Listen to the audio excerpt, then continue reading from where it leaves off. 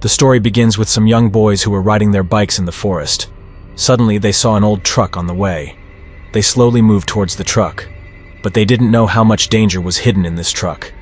This truck belonged to America's most dangerous monster, called the Creeper. Well, the boys started tampering with the truck without saying anything. A boy named Luke picked up a rock and threw it at the windshield of the truck. But there was no ordinary glass in this dangerous truck. Rather, the stone collided with the glass and hit Luke's head. On the other side, a boy named Kirk opened the back door of the truck to look inside, and everyone's condition worsened as soon as they looked inside. Inside was a white bag, from which it was clear that there was a human body inside it. Now, when Kirk moved forward to look at it, he smelled it very strongly. And as soon as he pulled back, suddenly, the door of the truck slammed shut. Seeing this, everyone got scared and immediately started running away on their bikes. Then suddenly a rope shot out from the back of the truck at high speed. At the end of it was a very sharp knife. It went straight into Kirk's leg. Fortunately, his friends did not abandon him. They supported him to stand. They tried to remove the knife from Kirk's leg with their hands, but it was deep inside. But even worse, the rope began to pull itself back. Slowly, mercilessly. These boys didn't know what to do. Then, one boy ran away from there, but the other two friends stayed with Kirk. In a few moments, Kirk was pulled closer to the truck. He was terrified and asked his friends to seek help from somewhere. As soon as one of the friends took out his phone, suddenly, they heard a voice from above, and a body fell to the ground. Before they could do anything, a big monster appeared on the roof of the truck, flapping its wings. Seeing him, the other two friends also ran away in panic. Meanwhile, the Creeper landed and opened the back door of the truck.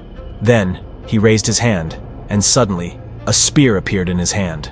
The Creeper took aim at the fleeing boys, and in a single shot, the bodies of both of them were severed. After which, both died there. The Creeper then took out his spear and put it back in the truck, and began preparing to find his next victim. But then, suddenly, he got a sharp smell. A human being was nearby.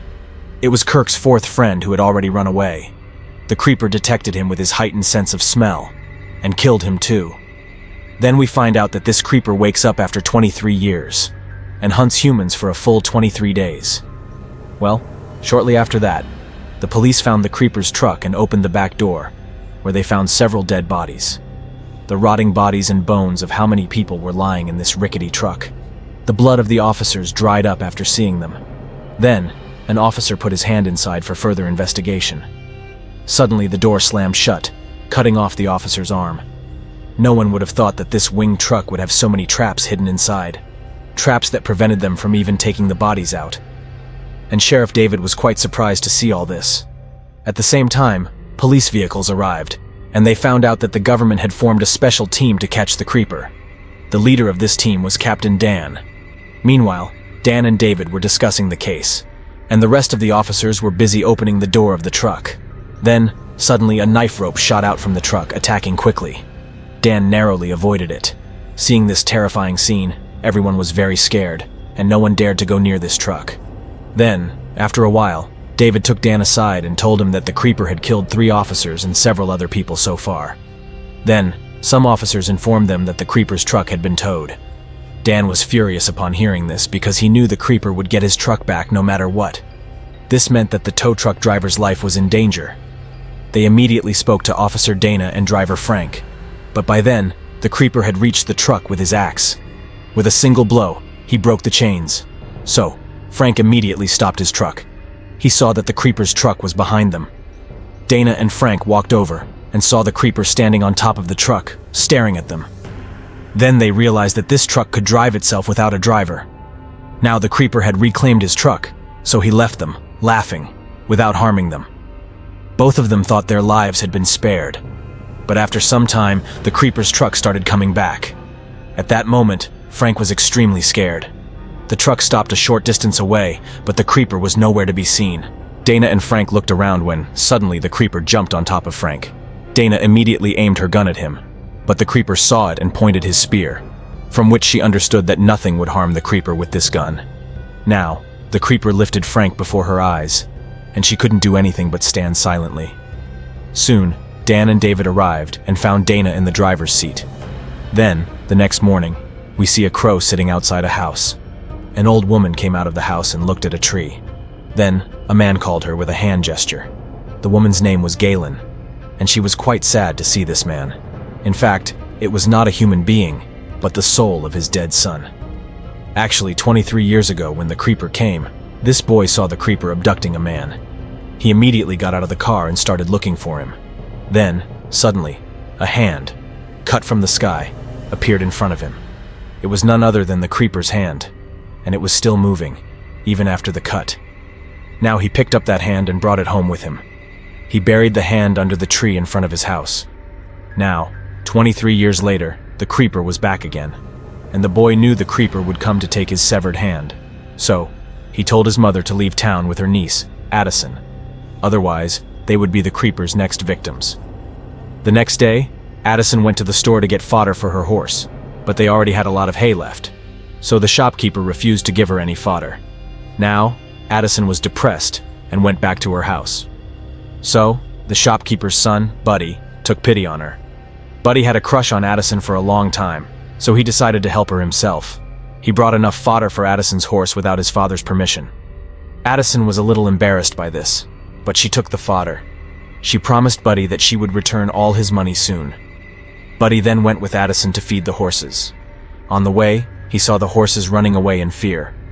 Then Buddy came out and saw that the owner of the farm was very nervous. The workers were hiding under a tank. It was as if they had witnessed a terrible scene. Then, the farm owner told Buddy to call the police immediately. Buddy was about to get into his car and call the police when suddenly a man, covered in blood, appeared at his window. Both of them started shouting loudly. Before they could snap out of their shock, another black shadow hovered over their heads. It was none other than the creeper, who had come to catch the laborers hiding under the tank. When Buddy and Addison heard the tank overturn, they realized the creeper was right behind them. They saw that the creeper left the workers. When Addison and Buddy looked there again, the creeper was gone. Buddy immediately started the truck and tried to drive away, but the truck was not moving at all. Then, suddenly, the creeper appeared in front of them. Closing his eyes, he began to feel the fear around him. The creeper was more interested in Addison than Buddy. He immediately flew towards Addison and began to wipe the blood from the window with his finger. Soon, he realized that Addison was his real victim. He screamed in joy, which broke the glass of the window. Then, he knocked over the truck and grabbed Addison. By the time Buddy realized what was happening, the creeper had already taken Addison. Then we see that the creeper didn't kill Addison, but threw her into the back of his truck. And he went on the next hunt. Then Addison's eyes fell on Kirk. It was the same boy who was initially injured by the truck's knife. They were both from a small town, so they recognized each other. They then planned to escape before the creeper came back. Kirk knew there was a trap at the back door. That's why he thought of leaving through the front door. But he didn't know that there was a similar danger in the front seat. As soon as he touched the handle, a sharp spear shot out from the side of the seat. It went straight over Kirk's head. Seeing this, Addison's senses flew away, and she remained sitting there, frozen in fear. Galen, on the other hand, was still trying to figure out what had happened to her son 23 years ago at the farm. She didn't listen to her son's soul and pulled the hand from the ground. When she placed the hand on the table, she noticed that the hand was still moving. Then, Galen nervously, slowly extended her hand towards it. Suddenly, the creeper's hand grabbed Galen's hand and hurled her into the air. Galen's eyes turned white, and her body began to twist strangely. Meanwhile, Dan and David were preparing to capture the creeper with their team. Then, a team member, Michael, came there on his modified truck. He was carrying a great gun, one that could fire 6,000 rounds a minute. Michael was sure he could kill the creeper with this weapon. Well, as soon as the team got together, they started searching for the creeper. Meanwhile, when Galen regained consciousness, she called Dan and David.